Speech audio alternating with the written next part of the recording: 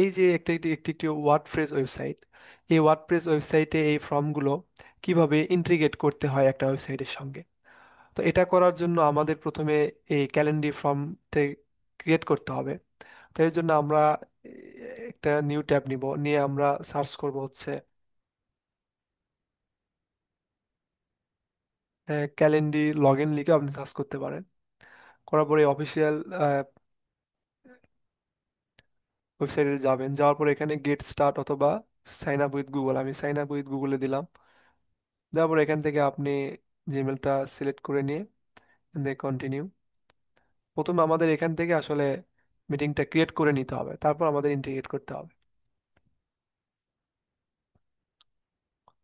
তো এটা করার পরে আমরা দিব হচ্ছে এইভাবে, মানে নিজের জন্য না টিমের জন্য, এখান থেকে একটা সিলেক্ট করলেই হলো। আমরা কনসালটেশন দিলাম, তারপর এখান থেকে এগুলো লাগবে না, নেক্সট করলাম। করার পরে এখান থেকে হ্যাঁ এটা আপনি চাইলে আরো দিতে পারেন, এখানে বাদ দিতে পারেন, মানে মিটিংটা কে কিরকম হবে আর কি। কন্টিনিউ করলাম।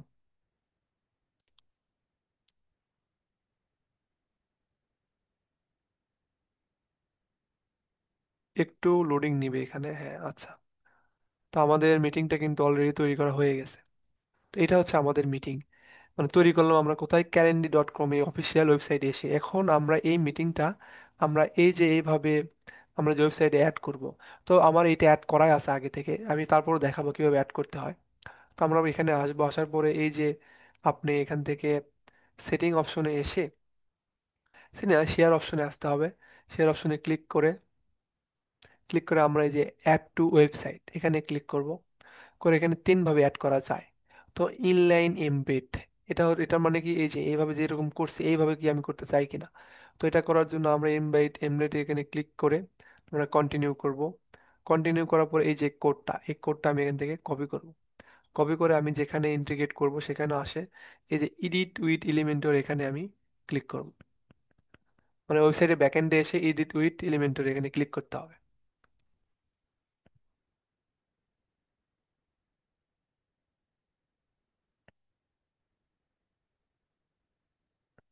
আচ্ছা, এখানে আসার পরে এখন আমি এই যে কোডটা কপি করলাম, এই কোডটা আমি কোন পেজে বসাবো সেটা এখান থেকে সিলেক্ট করে নেবেন। এখানে সিলেক্ট করে আমি মনে করলাম যে না আমি হোম পেজে বসাবো, তাহলে হোম পেজটা আমি সিলেক্ট করলাম।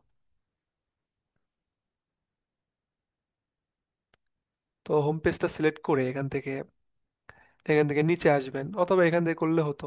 আমি এখান থেকে নিচে আসলাম। নিচে আসলাম, এই যে প্লাস বাটনে ক্লিক করে এটাকে নিয়ে একটা স্ট্রাকচার নিব এখান থেকে। ডাইরেকশন কলাম নিলাম, নিয়ে এখান থেকে আরেকটা ক্লিক করব। করে এখান থেকে আমি হচ্ছে নিব একটা এইচটিএমএল কোড নিব। এবার এখানে সার্চ করব হচ্ছে এইচটিএমএল, সরি, এখান থেকে আমি নিব হচ্ছে এইচটি, এই যে এইচটিএমএল কোড নিয়ে আমি যেটা কপি করলাম সেটা এখানে পেস্ট করব। পেস্ট করলে দেখতে পারবেন যে এখান থেকে ওই ফর্মটা এখানে আসবে।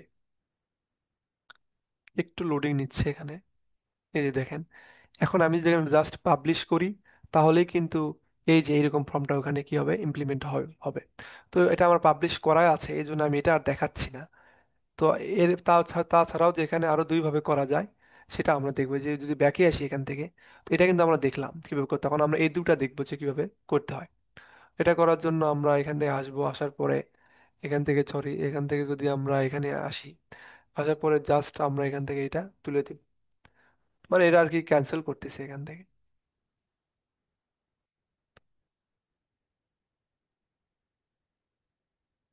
কি হলো এখানে,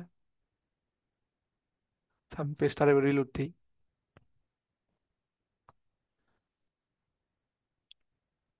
সো এখানে এসে আমরা এখন নিব কি, পপ আপ উইজেট। পপ আপ উইজেটটা নিব, তাহলে আমরা পপ আপ উইজেটটা আমরা এখান থেকে কপি করে সিলেক্ট করে কন্টিনিউ করব। করে আমরা এই যে এই কোডটা আমরা কি করবো, এখান থেকে কপি করব। কপি করে আমরা আবার এখানে আসব। আসার পরে আমরা আরেকটা উইজেট নিব এখান থেকে। এই যে উইজেটটা নিয়ে আমরা এখান থেকে এটা ডিলিট করে দিই আগে। আচ্ছা, এখান থেকে ওর আগে যেটা করছিলাম সেইটা এখান থেকে নিয়ে আমরা এখানে আরেকবার ক্লিক করে আমরা এখান থেকে আবারও এইচটিএমএল নিব। এইচটিএমএল নিয়ে আমরা যদি এখানে যদি এটা পেস্ট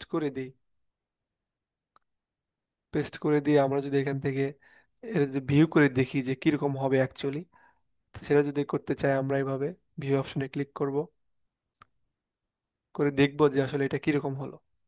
তো এখানে আসার পরে দেখেন এই যে নিচে একটা লেখা উঠছে কি, schedule time with me. Schedule time with me, এখানে যদি ক্লিক করেন দেখেন এই যে পপ আপ আকারে উঠলো। এইটা আর এইটার মধ্যে কিন্তু আলাদা আছে, এটা কিন্তু ওয়েবসাইটের সাথে একদম অ্যাটাচ হয়ে আছে, আর এটা কিন্তু আপনার কি পপ আপ হয়ে আছে, তাই না? এটা হচ্ছে এই সিস্টেম। ঠিক আছে, এটা আমরা এইভাবে দেখলাম। তাহলে এইভাবে করতে পারি আমরা। আচ্ছা, তো এখান থেকে এটা আমি পাবলিশ করব না আরেকটা দিব? আচ্ছা পাবলিশ। আচ্ছা, এখান থেকে আরেকটা সিলেক্ট করি। এখান থেকে আরেকটা উইজেট নিব আমরা, নিয়ে এটা নিয়ে আমরা এখান থেকে আরেকটা ক্লিক করে আমরা এখান থেকে একটা হেডিং নিব। হেডিং নিয়ে আমরা কি লিখবো এখানে, যে বুকিং, বুকিং নাও, বুকিং নাও দিলাম। এখন এটাকে আমরা লিঙ্কেবল করব। বুকিং নাও দিয়ে আমরা যদি এখান থেকে লিঙ্কে কি করবো, আমরা আবার এখানে আসব, আসার পরে ব্যাকে যাব। এটা আমরা করব অন্যভাবে, এখান থেকে শেয়ারের লিঙ্ক। এটি করার পরে আমরা এখান থেকে এই যে এটা কপি করব।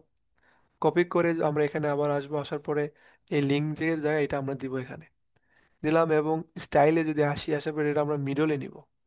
হ্যাঁ, মিডলে নিয়ে আমরা যদি জাস্ট এখান থেকে এটা পাবলিশ করি, তাহলে আমরা দেখতে পারবো যে এটা আসলে কাজ করছে কি করেনি।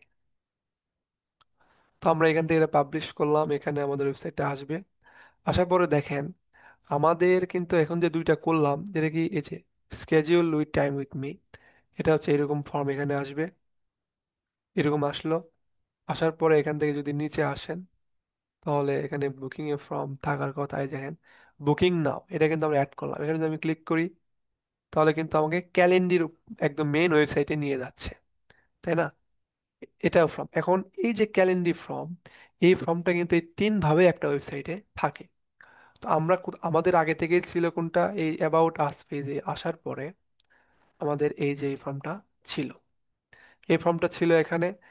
এটা আমরা দেখাইছি প্রথমে, এবং হোম পেজে যে দুইটা অ্যাড করলাম, সেই দুইটা এখানে এখন দেখাচ্ছে, স্কেজুল উইথ মি এবং এই যে বুকিং এ ক্লিক করলে, এই যে বুকিং এ ক্লিক করলে যেখানে নিয়ে যায় সেটা। তো আজকে আমরা